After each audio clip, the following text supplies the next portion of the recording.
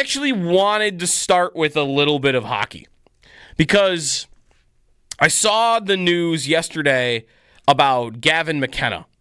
Gavin McKenna, who is generational, word is overused, so whatever. He's a great prospect, number 1 overall pick next year, like definitively. It would be stunning, I think, if something happened in the next year where he wasn't the top guy drafted. And correct me if I'm wrong, but he did like a LeBron style The Decision on ESPN yesterday. I'm almost surprised they aired it. ESPN. Maybe it's a time of the year that really works for this, where there's not really much going on other than Wimbledon, and Wimbledon being in England is done by the time you get to, 6, 7, 8 o'clock at night when SportsCenter airs. So, all right, this college kid who's going to be number 1 overall is picking his school. He wants to do it live on SportsCenter. Okay, sure. It's July 8th. We'll give him the floor for a couple of minutes. I guess that's kind of where you fall here. So he does that, and he decides on Gavin McKenna. He's going to college. Going to be the number 1 overall pick. He's awesome. He's going to Penn State. And, I saw all the snarky Pegula remarks on Twitter after that happened. I had a different thought about McKenna when I saw that he's going to Penn State. And it was, I really wonder if the season starts really poorly. Because Pegula has obviously big connections to Penn State, right? Alma mater, and built the arena, and he's been active in that program. So what are the odds he's going to get to know Gavin McKenna in the next year, or just grow to love him if he's dominant for that team? And if, they're, I don't know about the rest of the team, if they're like national championship level good. But if they are, and they are winning, and he's amazing, then I think it would be easy, if you're tied to that program, to fall in love with the kid. And I had the thought yesterday of, I wonder if that starts happening and the Sabres season gets off to a really rough start, which I don't think is impossible, if the owner or just the team in general would just be inclined to say, this is going down the tube anyway. Let's just kind of punt on this season a little bit. Maybe that's when they would trade Bo Byram for a first-round pick and just stack draft pile assets. The reason I don't think that's probably realistic is because the Sabres don't have a second guy now. When they tanked 10 years ago, it was, okay, if we don't get the all-time great prospect, our consolation prize is we're still getting an amazing elite number 1 center. And I don't know enough about next year's draft to tell you if there's a second guy, but I haven't heard about a second guy. And I don't think you're punting on the season for just, 18% of one player? Yeah, I don't think. I think that's the allure of that 2015 season was that there were 2 prizes to go get, and you were guaranteed one of them if you were bad enough. And now you don't have that same guarantee of even picking second overall because of what happened in that season. Right? They changed the lottery rules, so now you can move around all over the board. So there's that, and then there's also just the reality of what this is here and what that would look like here. And I think it would be a tough that look. Would be catastrophic and probably be the end of a lot of people. It'd be the end of the rope for a lot of people, I think, if they were to make a conscious decision to say, we kind of think this is where this is going anyways, so let's nudge it along. I think any movement towards that, I think people here are done and would not be able to reconcile with that, no matter how good McKenna is and no matter how good Penn State is with McKenna. Right. And Penn State was a really good college team last year, by the way. They were legit, and now they're adding him. They're going to be a serious program next year. Yeah, he had 129 points in 56 games in the WHL last year. He's a witch, that kid. If you gotta just look up his highlights at 17, by the way. Minutes. It's incredible to watch this kid play. He's really impressive, but I just don't. I don't know what it would do to people here.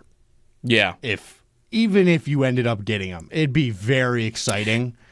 And you're not going to get him because you're not going to get him. Your odds are so low, and I think you're making the right point too. The reason they would never lean into anything like a rebuild again, or a tank especially, is what would it do to the ticket base? Right. What would it do to your customers? What would it do to your fans? Well, I mean, you couldn't.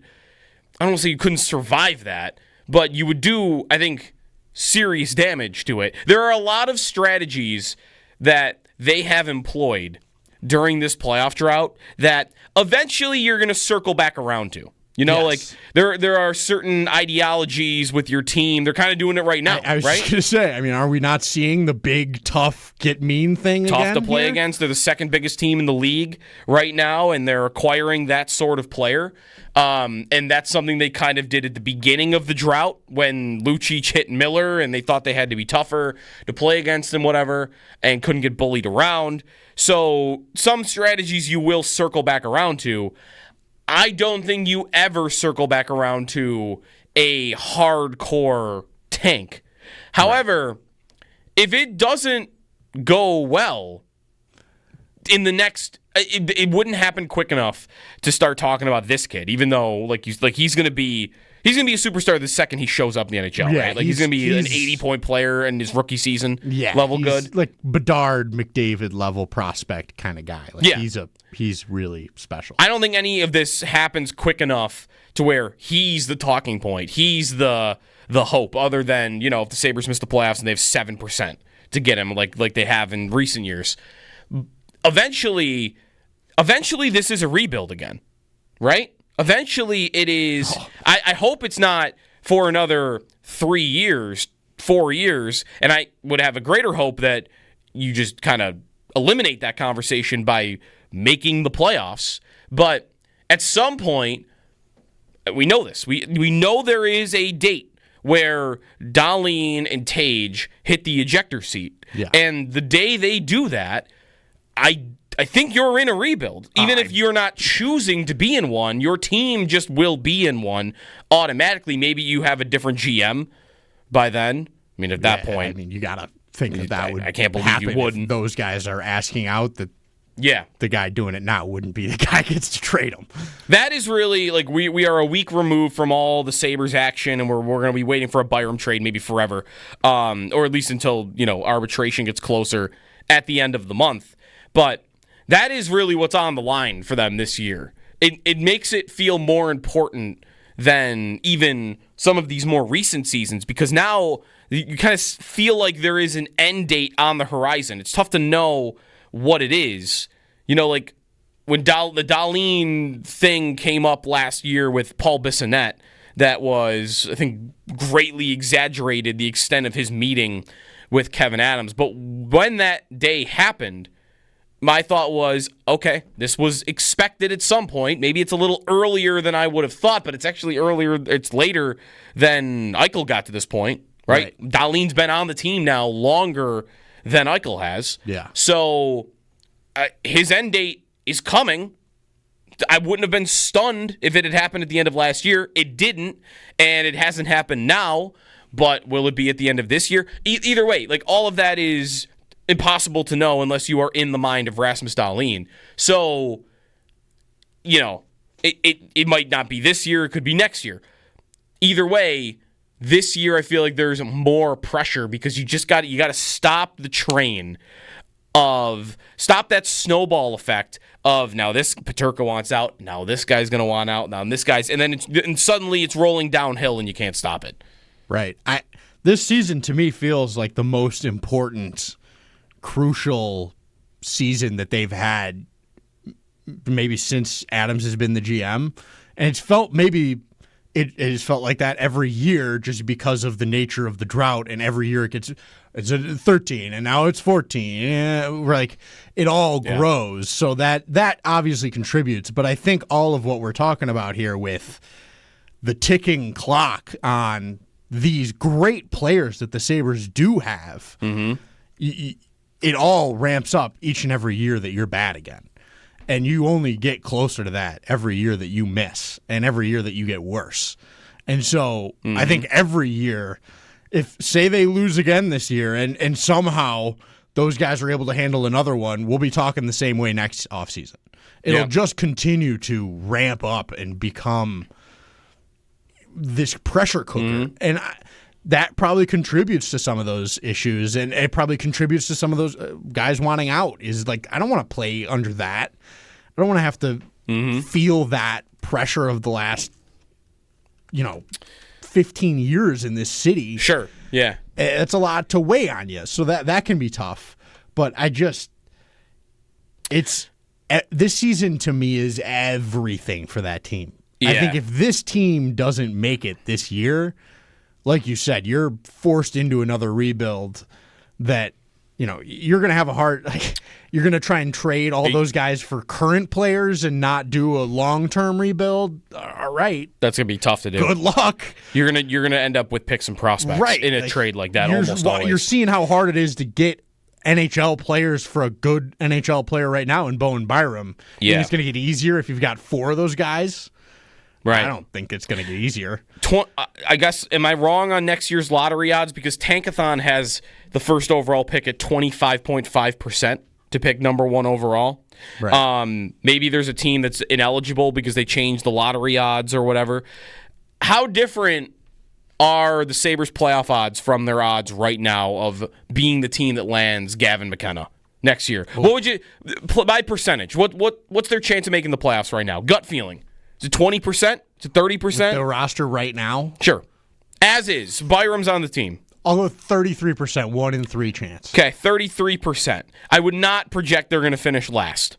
No. So, maybe it's very different then. Because if you've got them at 33%, and I would probably be around the same number, once you get to the 5th, 6th, 7th from the bottom, you're at 8, 7, 6%. Yeah. And at that point, you would say it's probably like 4, 5 times more likely that they'll make the playoffs than they would land this player individually.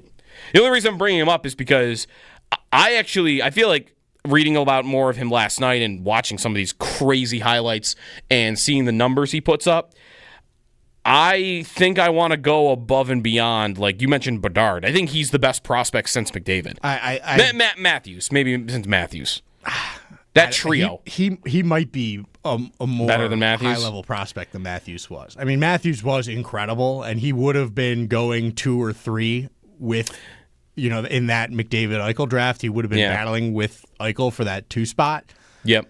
But McKenna is really, really, really special. And he's going to Pegula School. Yep.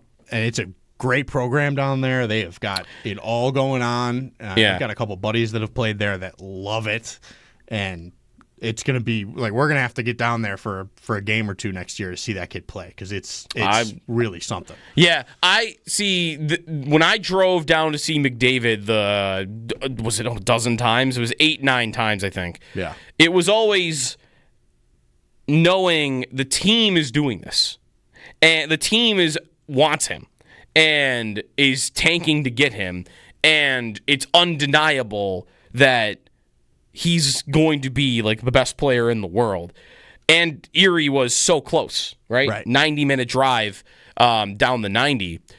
This Penn State, that might be one where I would go to 1, or if they came close by, I would go to get it. But the difference would be 1, he's a little further away, and 2, I don't think the Sabres are going to make concerted efforts to. No, I mean they could fall into it. I don't think that's impossible either. If their goaltending isn't there and the team starts to fall apart, I think it's possible. But I would not think they're going to be the worst team in the league. No. Let's go to the phones. Jerry and Kenmore's first up this morning. Morning, Jeremy or Jerry. Yeah, we're not allowed to use the word tank anymore. It failed twice, and basically it was the way it was built. This is a league now where men play better than 18 and 20-year-olds, and we built this team incorrectly. Look, Dylan Strom was a very high draft pick and would have been considered a bust his first 5 years in the league. The same with Sam Bennett. Reinhardt's improvement even since he's been here. You can get that generational player, but the parts around it need to be way better than we were. They couldn't be that young at all. Devin Levi was a savior, and how long ago was that now? 4 years ago? The league is different than it used to be. You can't just immediately come in and make an impact. And we had a draft. I'm glad we drafted this 6'6" defenseman. The guy that we'll see 3 years from now, and 3 years after that he'll ask for a trade. It's just. We're built incorrectly. Stop building young. Stop talking about rebuilds. Just figure out how to get the right mix here. You haven't had the right mix here for 10 years. Yeah. Thanks, Jerry, for the call. That right there, I think, is why this year is so important. Because I think a lot of that is right. And if their season goes poorly, you're going to be forced back into it. You're going to be forced back into, you got to get more young pieces because guess what? Your good veterans are going to want out. Eventually. I think that's what makes the season so critical. So anyways, here's some Sabres at the beginning of the show.